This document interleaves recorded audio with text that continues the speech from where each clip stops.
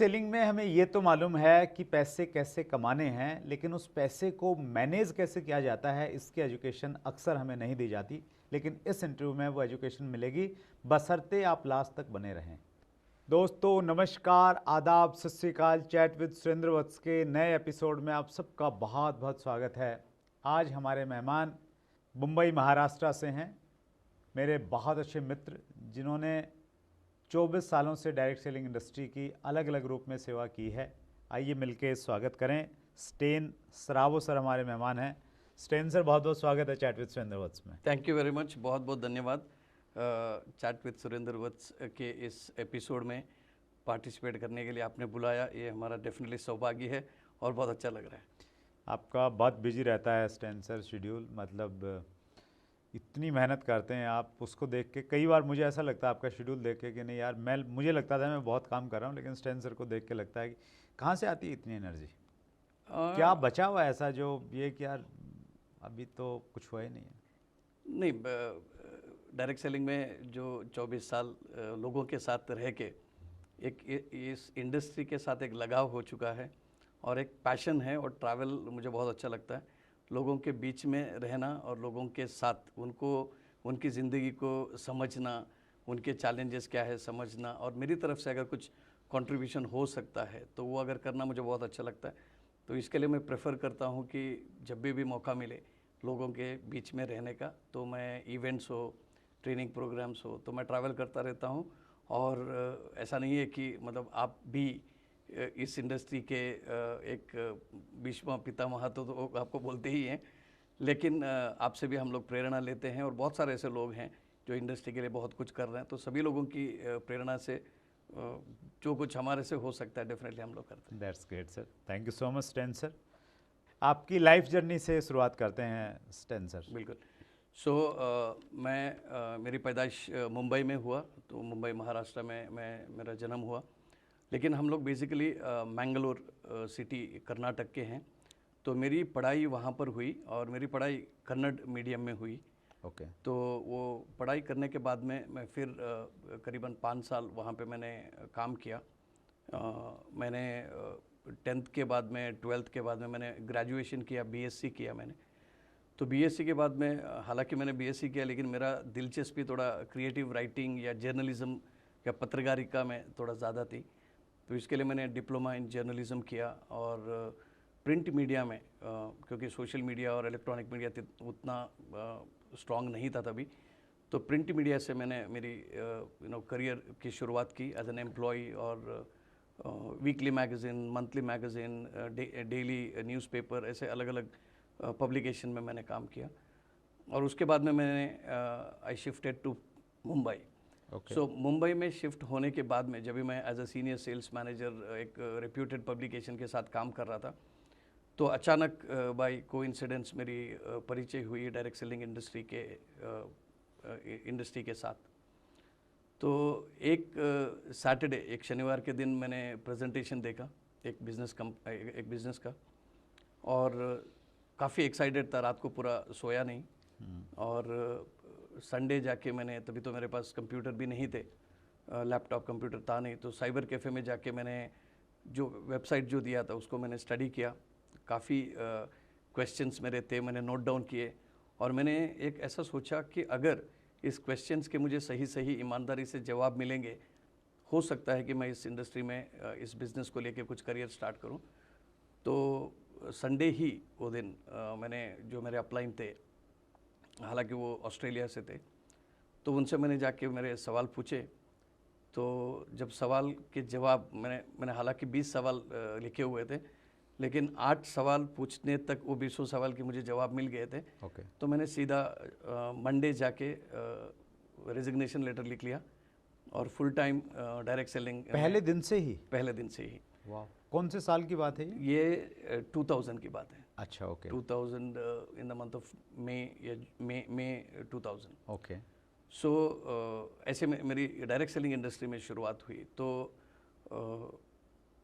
क्योंकि मैं थोड़ा मीडिया फील्ड से आता हूँ, थोड़ा जर्नलिज्म का थोड़ा कीड़ा है, तो मैंने ये इंडस्ट्री के बारे में काफ़ी स्टडी की कि कहाँ से ये इंडस्ट्री स्टार्ट हुई, क्या इसका बैकग्राउंड रहा, क्या इसका पोटेंशियल है। जो एंट्री फॉर्म जब भी हुआ करते थे उसमें जो टर्म्स कंडीशंस थे, जनरली हम लोग सब पढ़ते नहीं है, तो मैंने उसको भी पूरा पढ़ना स्टार्ट किया कि क्या उसके टर्म्स कंडीशंस हैं। तो मुझे काफ़ी बहुत अच्छा लगा, बहुत साइंटिफिक प्रूवन ऑर्गेनाइज्ड इंडस्ट्री ऐसा मुझे लगा। और मैंने शुरुआत की, तो डायरेक्ट सेलिंग इंडस्ट्री में मेरा परिचय हुआ 2099 में। मैंने हालांकि शुरुआत की थी, बट 2000 से मैंने एक्टिवली काम स्टार्ट कर दिया। राइट। सो उस समय डायरेक्ट सेलिंग के बहुत बड़े एग्जाम्पल भी नहीं थे सर।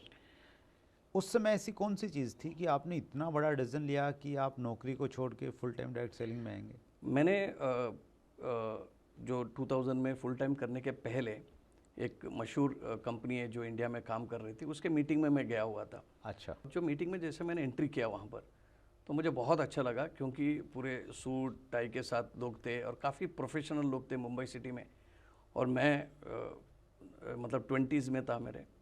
तो मुझे एक तो समझ में आ गया कि इन लोगों के साथ अगर मैं मिलजुल कर रहूं, और उनसे डेफिनेटली मुझे कुछ सीखने के लिए मिलेगा, मेरी पर्सनालिटी ग्रोथ होगी, या मुझे अच्छा लगेगा, मुझे नुकसान कुछ भी नहीं है, ये मुझे क्लियर था।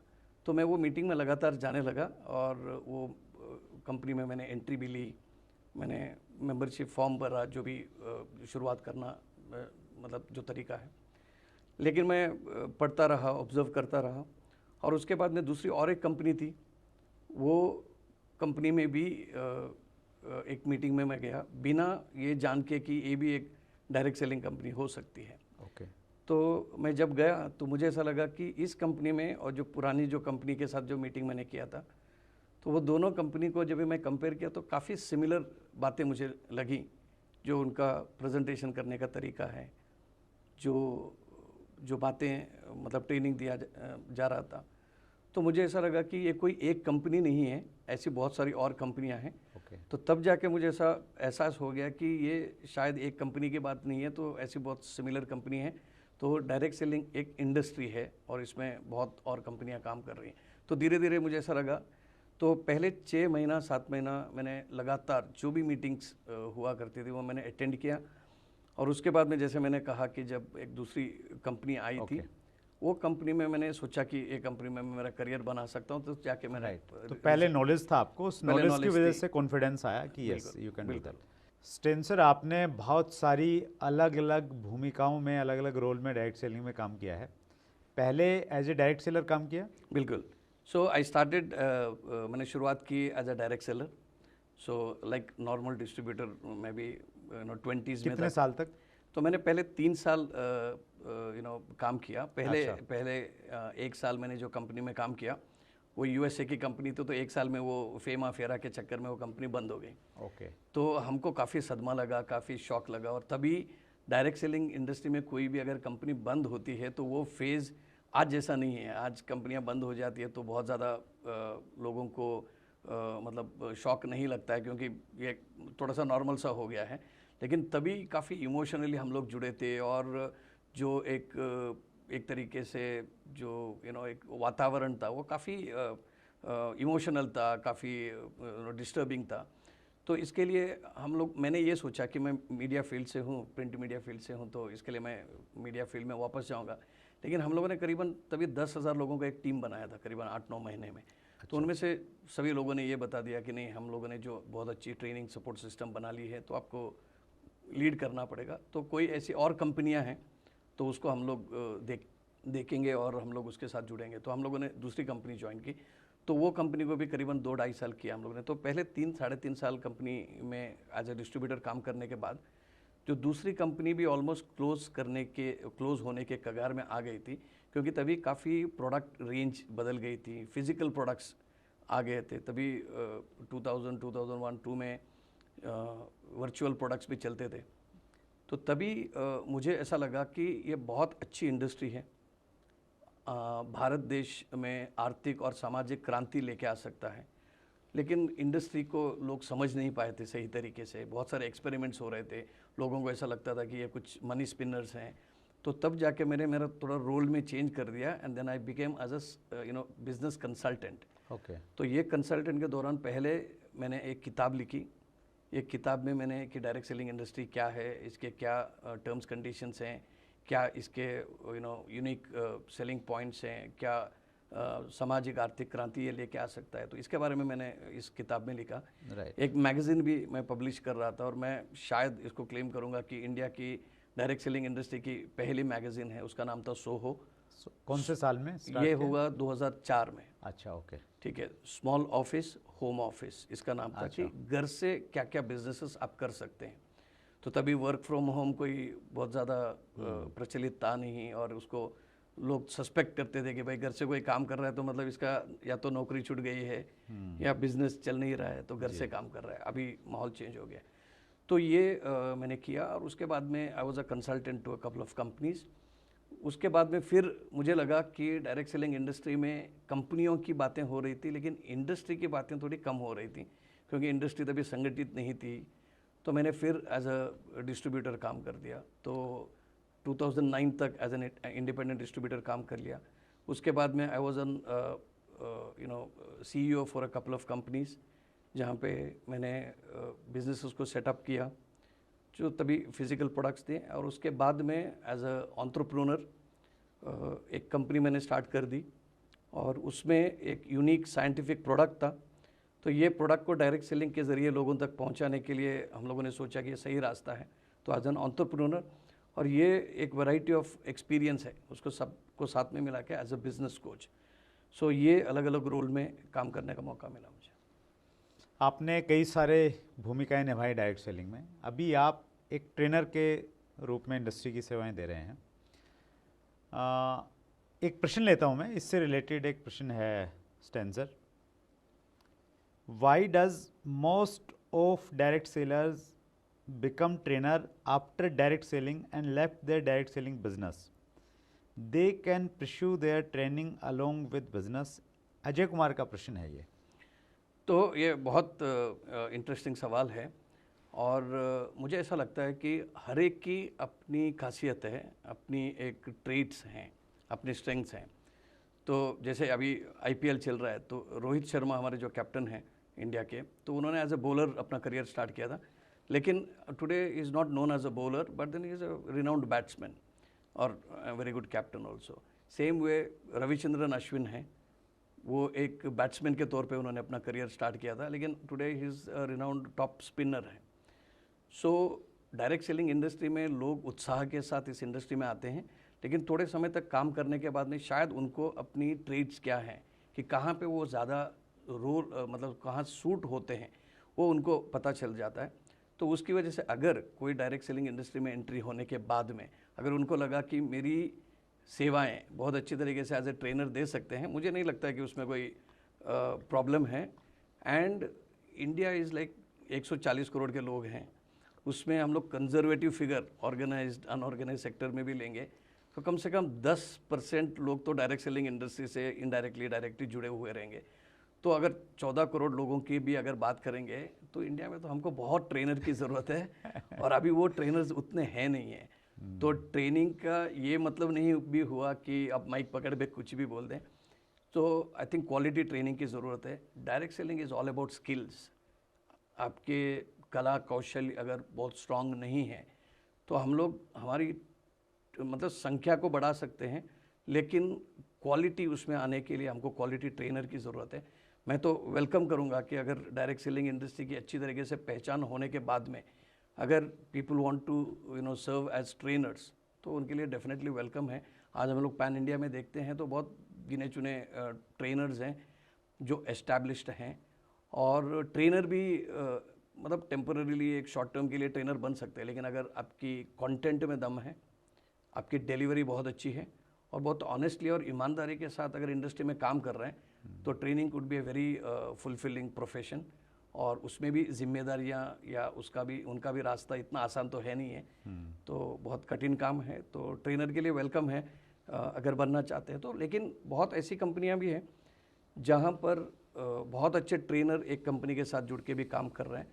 मुझे ऐसा लगता है कि हर डायरेक्ट सेलर को अपने आप में एक ट्रेनर बनना ज़रूरी है, क्योंकि आप एक सक्सेसफुल डायरेक्ट सेलर तब बनते हैं जब आपकी बड़ी टीम हो, और वो बड़ी टीम को ट्रेनिंग करने के लिए आपकी ट्रेनिंग स्किल्स को बढ़ाना तो डेफिनेटली पड़ेगा। yes. तो ट्रेनर तो होना ही ज़रूरी है, लेकिन अगर किसी को लगे कि एक कंपनी के साथ ही जुड़ के मैं ट्रेनर बनने के बजाय अलग अलग कंपनियों के साथ या पूरे इंडस्ट्री के लिए मेरी ट्रेनिंग की सेवाएं देने के लिए उनका ट्रेड्स अगर उनको इंस्पायर कर रहा है तो डेफिनेटली ट्रेनर बन सकते हैं। That's great. आपने एक बड़ा अच्छा प्रोस्पेक्टिव दिया कि हम किसी काम की शुरुआत तो करते हैं, लेकिन हम किस चीज़ के लिए बने हैं वो बाद में समझ में आती हैं। That's great sir. अगला प्रश्न ले रहा हूँ और ये प्रश्न है गुड्डू कुमार का। 30-35 लोगों की टीम टूट चुकी है, अकेले रह गए हैं, अब कैसे जल्दी से जल्दी ग्रो करें? और ये बहुत सारे लोगों के साथ होता है सर। एक छोटी सी टीम बनती है, किसी वजह से टूट जाती है, आदमी को लगता है यार अकेला रह गया, क्या करूं, मनोबल भी टूट जाता है। आप तो ऐसी परिस्थितियों से गुजरे भी होंगे और बहुत सारे लोगों को आप मोटिवेट भी करते होंगे एज ए ट्रेनर। इसके लिए मैं एक छोटा सा किस्सा बताना चाहता हूँ। प्लीज़। एक मरीज़ पेशेंट डॉक्टर के पास जाता है और बोलता है कि मेरे पूरे बदन में दर्द है। तो जब वो सिम्टम्स बताने लगते हैं डॉक्टर के पास, तो डॉक्टर उनको पूछते हैं कि भाई कहाँ पर दर्द है। तो वो अपनी उंगली को हाथ में लगा देता है, बोलता है हाथ भी दर्द है, यहाँ पे मैं दबा रहा हूँ तो हाथ में भी दर्द है, मैं छाती में लगा रहा हूँ तो इधर भी दर्द है, पेट में उंगली को लगा रहा हूँ तो पेट में भी दर्द है, पैर में लगा रहा हूँ तो पैर में भी दर्द है। तो डॉक्टर उनको बोल देता है कि भाई मुझे आपकी उंगली दिखाओ। तो जब उंगली दिखाता है तो डॉक्टर ये बोलता है कि प्रॉब्लम आपकी उंगली में है, बाकी कहीं नहीं है।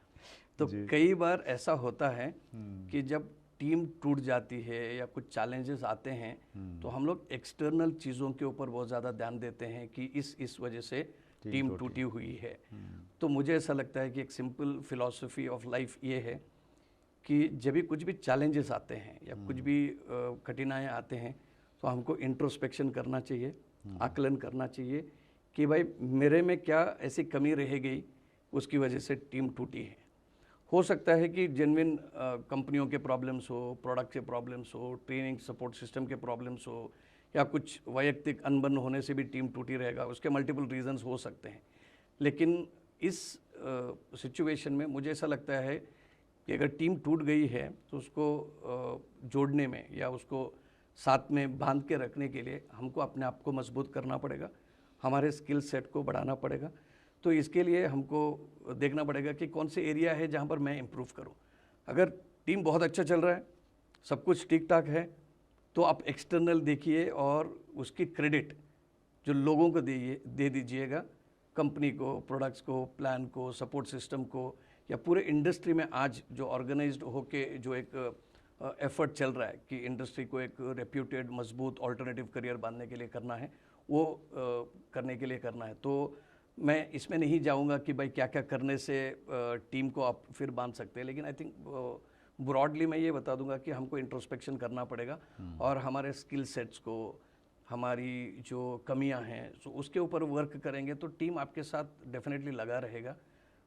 लोगों को अट्रैक्ट करने का एक चुंबक, एक मैग्नेट हमको बनना है, तो उसके लिए हमको अपने ऊपर काम करना पड़ेगा। तो इंडस्ट्री के जितने भी ट्रेनिंग्स, इवेंट्स, सोशल मीडिया, इसमें से आपको लगातार सीखते रहना पड़ेगा। That's great sir. और मुझे लगता है सर ये एक बहुत बड़ी चीज़ आपने कही है कि व्यक्ति को जब असफलता मिलती है, गोल अचीव नहीं होता है, तो वो जब चिंतन करता है तो उसको सबसे पहले ये देखना चाहिए कि मेरे लेवल से कहाँ कमी हुई। बिल्कुल। जबकि बहुत सारे लोग बहुत लास्ट में देखते हैं चीज़, तो पहले वो अपलाइनों को दोष देते हैं, सिचुएशन को दोष देते हैं, और उसमें कहीं ना कहीं वो नेगेटिविटी भी आती है, उनकी एनर्जी भी ख़त्म हो जाती है और वो फिर धीरे धीरे बार हो जाते हैं। तो अपने अंदर झाँकेंगे तो मुझे लग रहा है समाधान निकलेगा। बिल्कुल, ओनरशिप लेना ज़रूरी है, क्योंकि जो भी सिचुएशंस हैं उसके लिए मैं जिम्मेदार हूँ और मैं कहाँ पे और इम्प्रूव कर सकता हूँ, ये अगर हम लोग सोचेंगे और हर व्यक्ति ऐसा सोचेगा, मुझे लगता है कि क्वालिटेटिव इम्प्रूवमेंट इस इंडस्ट्री में आएगा।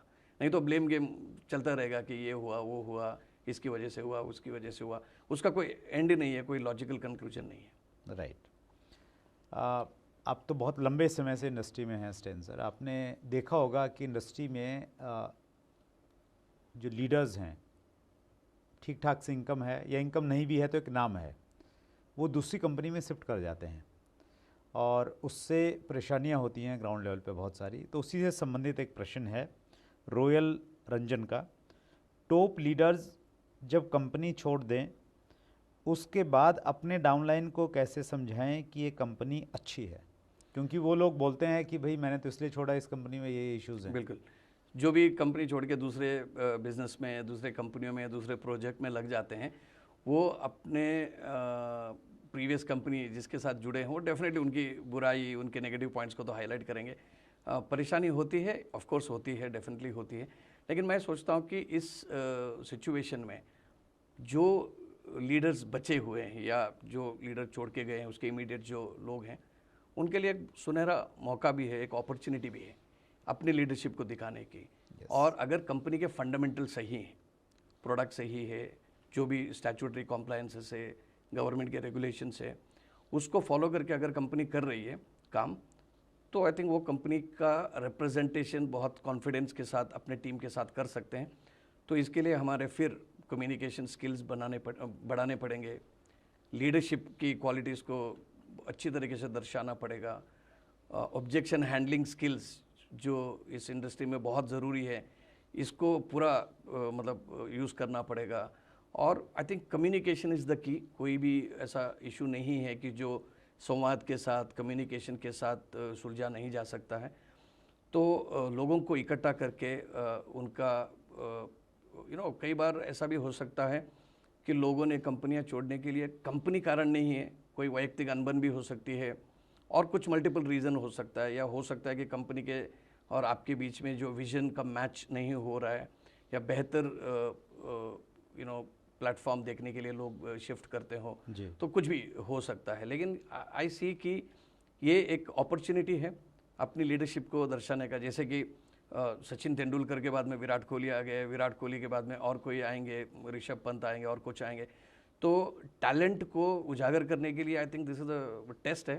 तो ये टेस्ट में आपको खरे उतरना है और आप अपने लीडरशिप स्किल्स को दिखा के बहुत बड़े एक लीडर बन सकते हैं। मैं खुद इसका एक एग्जांपल हूँ स्टेन सर। मैंने 2001 में, फरवरी 2001 में मैं डायरेक्ट सेलिंग इंडस्ट्री में आया, और जो मेरे स्पॉन्सर थे वो 1 साल के अंदर अंदर किसी दूसरी कंपनी में चले गए, और वो बहुत अच्छे स्पीकर थे, प्लान प्रेजेंटेशन सब कुछ वही देते थे, मैं तो लोगों को उनके सामने बैठा देता था, इतना सा काम मेरा रहता था। तो उनके जाने के बाद में, और जब व्यक्ति दूसरी कंपनी में जाता है तो नेचुरली वो पुरानी की बुराई करेगा, तभी लोग उसकी तरफ आकर्षित होंगे। तो वही सिचुएशन मेरे सामने थी जैसा प्रश्न यहाँ पूछा गया है।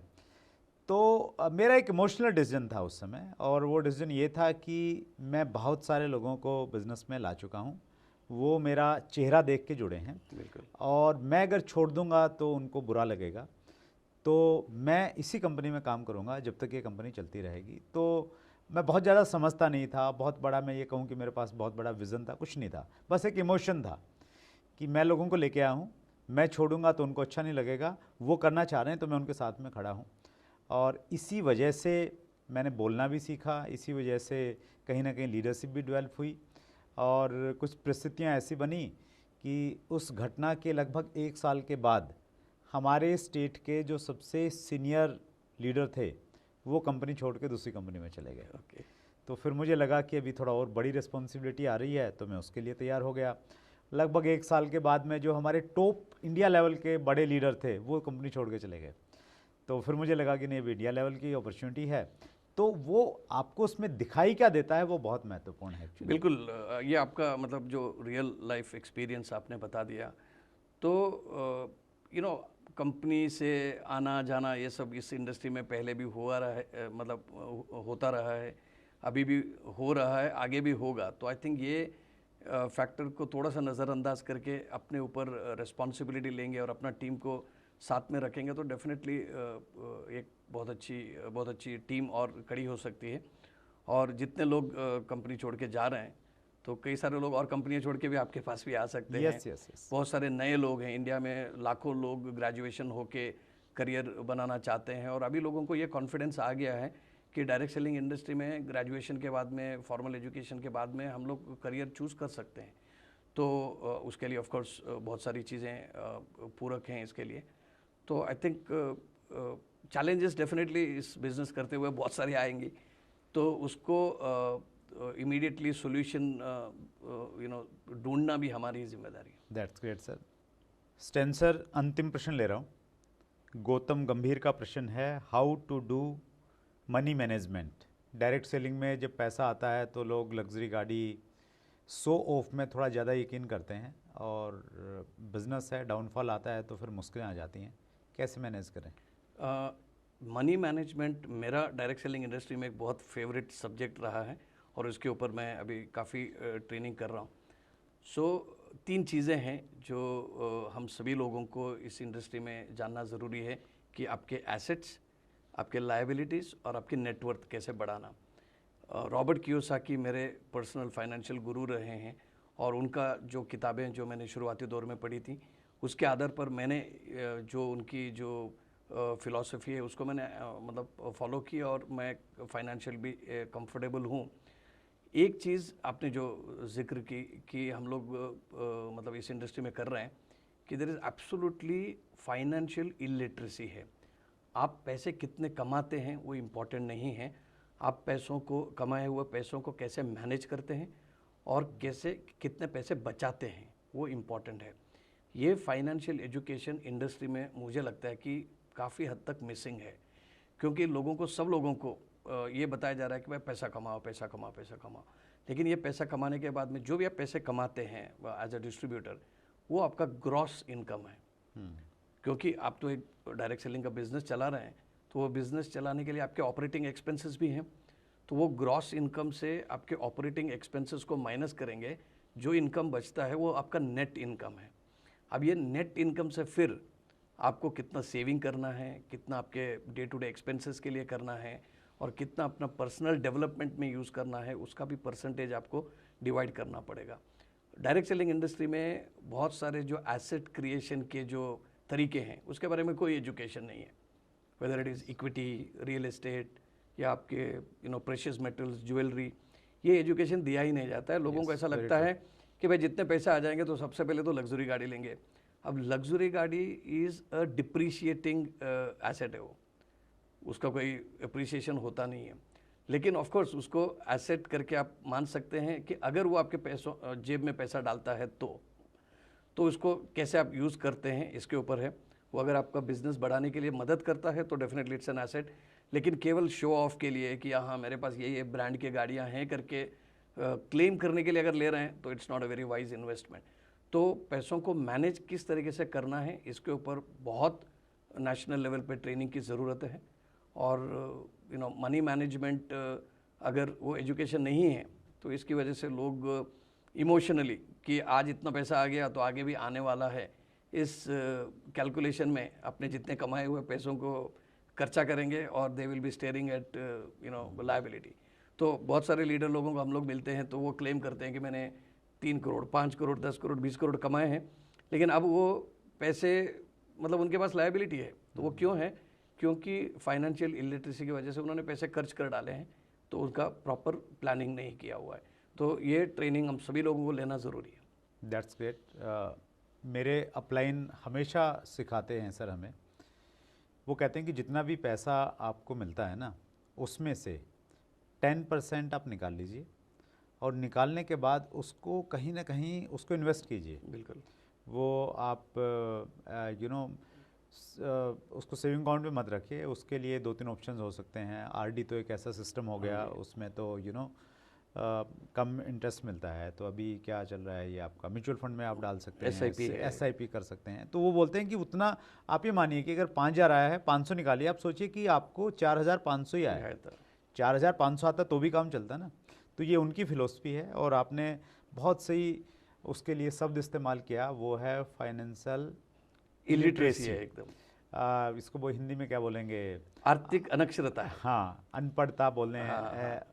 बहुत सही है। तो उसकी लेने की आवश्यकता है। एक्चुअली हमें पैसा कमाना तो है, लेकिन कमाने के साथ में उसका सही इस्तेमाल करना बहुत ज़रूरी है। आपके पास तो हर चीज़ का तजुर्बा है स्टैन सर। फिर अगले किसी इंटरव्यू में आपके विजडम को हम व्यूवर्स के सामने लाने का प्रयास करेंगे। आप स्पेशली मुंबई से आए, दिल की गहराई से सभी व्यूवर्स की तरफ से बहुत बहुत आभार। बहुत बहुत धन्यवाद। और चैट विद सुरेंद्र वत्स के माध्यम से आप जो इंडस्ट्री के लिए जो काम कर रहे हैं वो लाजवाब है, सब लोग बहुत अप्रिशिएट कर रहे हैं और बहुत बहुत बधाइयाँ आपको and all the best. Thank you so much sir. और अंत में ये एक छोटा सा उपहार हमारे व्यूवर्स की तरफ से। बिल्कुल। डायरेक्ट सेलिंग का विजेता कैसे बने, part 1। Thank you so much. Thank you. So ये थे स्टैन सरावो सर, मुंबई महाराष्ट्र से, 24 सालों से डाइट सेलिंग इंडस्ट्री में हैं। अलग अलग विषयों पे बहुत डिटेल में बातचीत की। अगले मंगलवार को रात्रि 8 बजे फिर एक बड़ी शख्सियत से मुलाकात होगी। अपना ख्याल रखिएगा। बहुत बहुत धन्यवाद।